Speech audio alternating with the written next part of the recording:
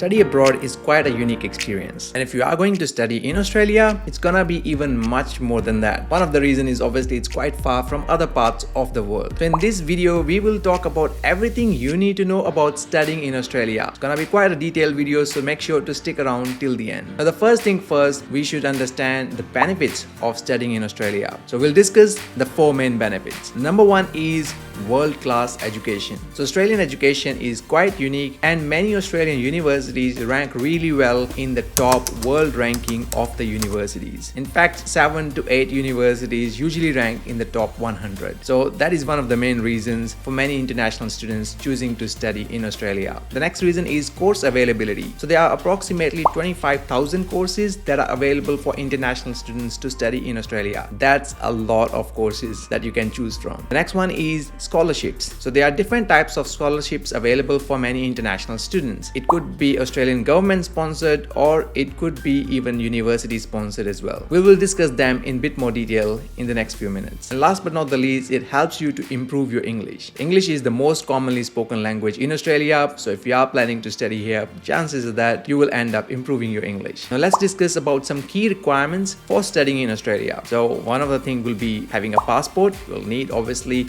a passport in order to study rather anywhere, not only just in Australia. If you're studying abroad, make sure that you have a validity of 6 months on your passport before arriving in Australia. The next thing you will need is a student visa, and you need to apply this visa to the Department of Home Affairs and make sure that you follow the terms and conditions and rules of the student visa as well. The next one will be the health insurance, which is OSHC. You must have an overseas student health cover as part of your student visa requirement. This is basically to cover you for any health related expenses here in Australia. The next one is GTE, Genuine Temporary Entrant. It is a statement you must write in order to prove that you're coming here genuinely for studying. The next requirement is financial capacity. You should be able to demonstrate that you have got enough funds to support your studies in Australia. You also have to prove your English proficiency, which you can do it by either taking IELTS, PTE, CAE, or other relevant English tests. You'll need to have a COE, confirmation of enrollment. It must be issued by an Australian education institution. It confirms that you've got a place to study in Australia. Then you will need to meet health requirements. This is usually done by undertaking a medical examination in your home country. And last but not the least, you will also need to meet the character requirements to prove that you are a person of a good character, and you can do so by providing a police clearance certificate. So these are some of the basic requirements in order for you to study here in Australia. Now let's discuss some type of courses in Australia that international students can take.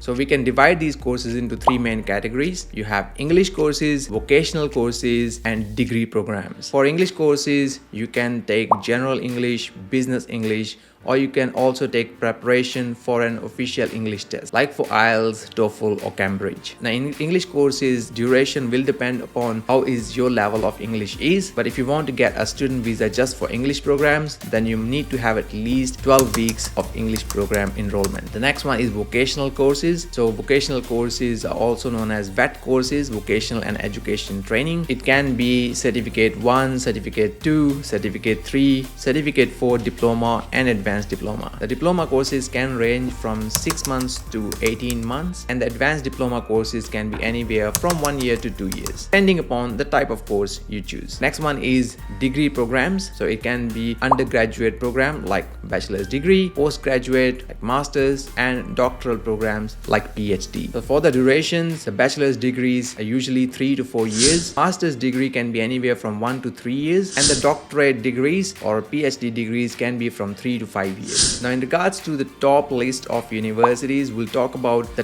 top 5 as per the QS World Ranking. So we got Australian National University as number 1 university as per the QS World Ranking. Then we have University of Melbourne at number 3, the University of Sydney. Then we have a University of New South Wales at number 4, and University of Queensland at number 5. And we have covered them in quite a lot of detail in this video. So make sure to check this video out if you want to know more details discuss about these top 5 universities in Australia. So let's move to the next part, which is about cost of studying in Australia. Now the main cost will be in regards to your course fees. So let's discuss about different course fees in regards to different courses. So for the English courses, usually they charge you for each week. It can be anywhere from $200 to $300 per week. The vocational courses, certificates, diplomas and advanced diplomas can cost you from $4,000 to $20,000 to complete the whole course. Bachelor's degree can be anywhere from $20,000 to $45,000 per year. Of course, the bachelor's degree can be 3 to 4 years, so you can multiply those numbers by 3-4 times depending upon how long is your degree. Master's degree can be anywhere from $20,000 to $50,000 per year, and the doctoral degrees can be anywhere from $18,000 to $42,000 per year. Now be mindful that you'll also have to consider other expenses like cost of living expenses. It depends upon the city you are coming in, but at least budget for $1,000 to $2,000 per month for your cost of living expenses. And there will be some other expenses you will need to be mindful of as well, like your airfares, your health insurance and other preparation fee for coming into Australia for your studies. Next thing is about some popular courses among international students. So we will be talking about top 5 courses for international students in Australia. These are some of the most popular ones that international students study here. The number 1 is management and commerce courses, which is your business, marketing, accounting sort of courses. Then we have number 2 is information technology courses. It could be related to software development, programming, artificial intelligence or cyber security, or could be other IT courses as well. The next one is engineering related courses, which is your civil engineering, mechanical engineering and obviously different other types of engineering. Then we got health related courses at number 4, which will be your nursing, disability, aged care and other health related courses. And last but not the least is food, hospitality and personal services, where students could be studying about becoming a chef, a cook, a baker or hairdresser. These are the type of courses that are really popular among international students in Australia. The next thing we are going to discuss is the steps to apply. Basically a timeline for an international student to apply for studying in Australia. So as per our research, these are the common 10 steps that international students take in order to apply and study here. So number 1 will be choosing the course you want to study and also choosing the institutions you want to study in. Then you will have to understand the institution's entry requirements and visa requirements as well. Then you will have to plan your budget for both tuition fee and cost of living, which you have to demonstrate in your financial capacity as well, whether you want to get a loan or whether you want to get sponsorship from someone for your finances. Then you need to apply for a course, which you can do it either yourself or through an education agent or migration agent as well. Once you have applied, you usually receive a letter of offer or offer letter, and if you're happy with the offer, then you accept this offer and then you have to pay the fee. This will allow your institute to issue you a confirmation of enrollment, which is a very important document for applying for your student visa. Once you have got that, then you need to prepare your visa documents and make sure you meet all the other requirements for your student visa, and then you apply for that student visa to the Department of Home Affairs, and hopefully if everything is okay, then you get your visa approved. Get ready to pack your bags to come to Australia. The next part is about scholarships in Australia for international students. So there are different types of scholarships that international students can access. Some of them are Australian government sponsored, many of them are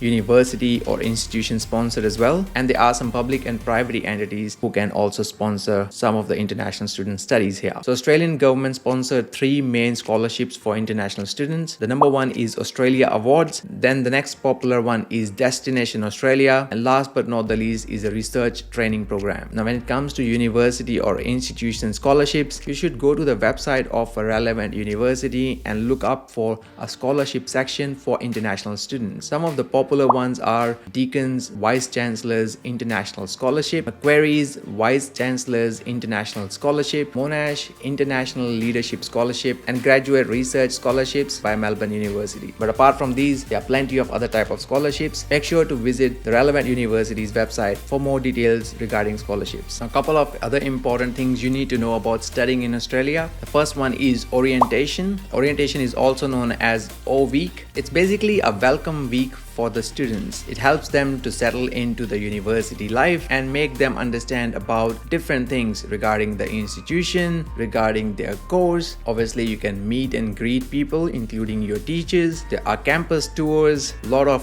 freebies for the students. There are plenty of usually fun activities happening in the orientation week, which we highly recommend you to attend. The next thing we are going to discuss is the support systems. So there are different types of support systems available for international students in Australia. The first one is Overseas Students Ombudsman. This government organization helps in dealing issues with private educational institutions. So if you are having any issue with your private education provider, you can reach out to this body. The next one is tuition protection fees. So if your institution closed down or can't deliver the course anymore, then the government will help you to complete this course somewhere else, especially if you have already paid all your tuition fee. Or sometimes they can also help you to get a refund for your uncompleted studies as well. The next one is institution support services. So many universities and institutions provide academic and non-academic support services to international students. If you are stuck with anything to do with academic career or in general life issues, you can always reach out to your academic institution. Now, if you want to know more about how the assessment system works here in Australia,